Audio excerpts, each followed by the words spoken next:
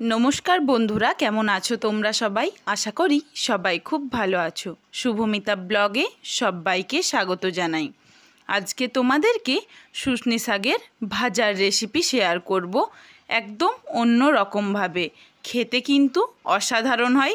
मा ठाकुमारा बोलेन शुष्नी शाक खेले नाकि खूब बेशी घुम घुम पाय। तो एई शाक खेले कार कार घुम घुम पाय आमाके किन्तु जानियो। ভিডিওটা যদি ভালো লাগে একটা লাইক করে দেখা শুরু করো। পুরোটাই দেখো, স্কিপ করো না, স্কিপ করলে কিন্তু মিস করে যাবে। তো চলো প্রথমে দেখে নেওয়া যাক শাকটা আমি কি করেছি। শাকগুলোকে কিন্তু খুব ভালোভাবে পেছনের ডাঁটিগুলো কেটে 6 থেকে 7 বার মতো জল পাল্টে পাল্টে ধুয়ে নিয়েছি। আর শাকগুলো যখন জলে ভিজিয়ে রেখেছিলাম আধ ঘন্টা মতো 2 চামচ লবণ দিয়ে দিয়েছিলাম। লবণ দিয়ে দিলে কিন্তু শাক থেকে পোকামাকড় সব বেরিয়ে যায়। এরপর কড়াই গরম করে দিয়ে দিয়েছি হাফ কাপের মতো প্লেন নর্মাল জল। এরপর দিয়ে দেব পরিমাণ মতো লবণ। লবণ কিন্তু বেশি লাগে না, অল্পই লাগে। এরপর খুব ভালোভাবে ফুটিয়ে নেব। দেখো ফুটে গেছে। এরপর শাকগুলো দিয়ে দেব। শাকগুলো এইভাবে অল্প অল্প করে দিতে হবে আর নাড়াতে হবে, তাহলে কিন্তু ছোট্ট কড়াইয়ের মধ্যেও রান্নাটা হয়ে যাবে। দেখো এইভাবে আমি নাড়িয়ে নাড়িয়ে কমিয়ে নিচ্ছি। এইভাবে হাফ কাপ জল দেওয়ার পরে কিন্তু শাক দিলে লবণটা খুব ভালোভাবে চারিদিকে হয়ে যায় আর একটু সেদ্ধও খুব ভালোভাবে হয়। চলো ভালোভাবে নাড়াচাড়াটা করে নিই।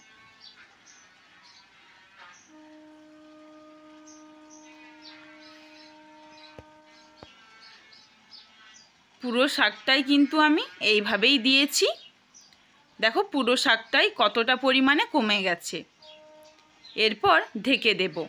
4 থেকে 5 মিনিট মতো ফিরে আসছি।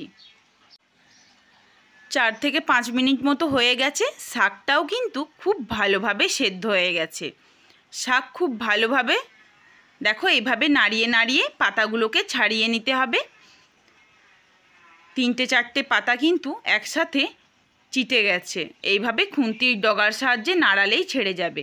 শাক সেদ্ধ হয়ে যাওয়ার পরে দিয়ে দিয়েছি হাফ টিস্পুনেরও কম চিনি। চিনিটা যদি তোমরা কেউ পছন্দ না করো তাহলে স্কিপও করতে পারো, কিন্তু এই শুষ্নী শাক ভাজার মধ্যে অল্প চিনি কিন্তু খেতে খুব ভালো লাগে।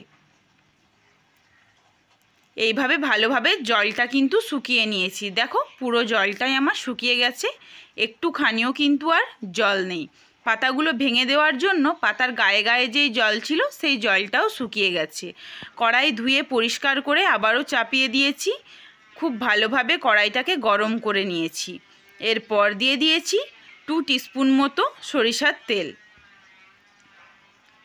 তেল দিয়ে খুব ভালোভাবে গরম করে নিতে হবে। এখানে দেখো কুচনো পেঁয়াজ, থেতো করা রসুন আর শুকনো লঙ্কা দেব ফোড়নে।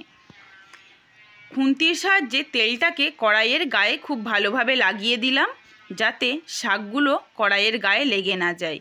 দিয়ে দিলাম ফোড়নে প্রথমেই শুকনো লঙ্কা। শুকনো লঙ্কাটা একটু লালচে ভাব কালার আসা অবধি অপেক্ষা করব।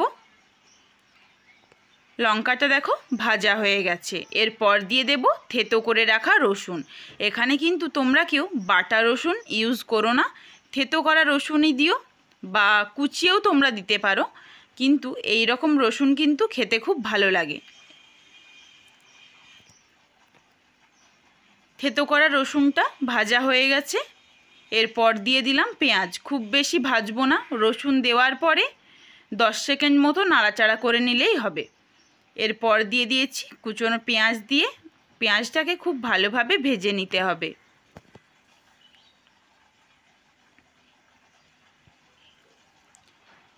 দিয়ে দিলাম অল্প লবণ, কারণ শাকে আমি লবণ দিয়েছি, পেঁয়াজটা যাতে একটু লবণ হয়ে যায় এই জন্য অল্প একটু লবণ অ্যাড করলাম।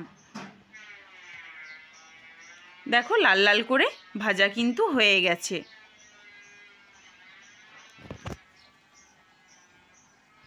তুলে দেখিয়ে দিলাম, এই রকম কিন্তু ভাজবো, খুব বেশি পোড়াবো না। এরপর দিয়ে দিলাম সেদ্ধ করে রাখা শুষ্নী শাক। শাক দিয়ে খুব ভালোভাবে নেড়েচেড়ে ভেজে নিতে হবে।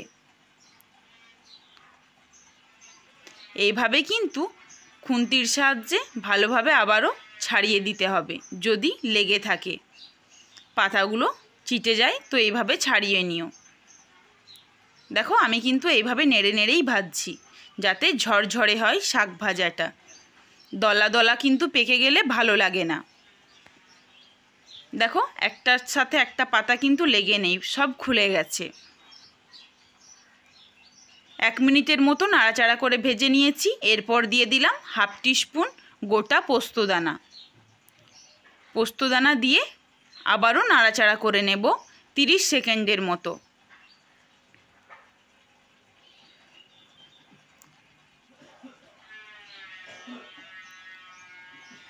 এই শাক ভাজাটা কিন্তু সম্পূর্ণ লো ফ্লেমেই ভাজতে হবে, নইলে পুড়ে যাবে, শাকের কালার বা গন্ধ নষ্ট হয়ে যাবে। দেখো অসাধারণ দেখতে হয়েছে, পুড়েও যায়নি এবং কি খুব ভালোভাবে সেদ্ধ হয়েছে। চলো এরপর নামিয়ে তোমাদের দেখাই। দেখো নামিয়ে নিয়েছি, খুব সুন্দর কিন্তু দেখতে হয়েছে, খেতেও হয় অসাধারণ।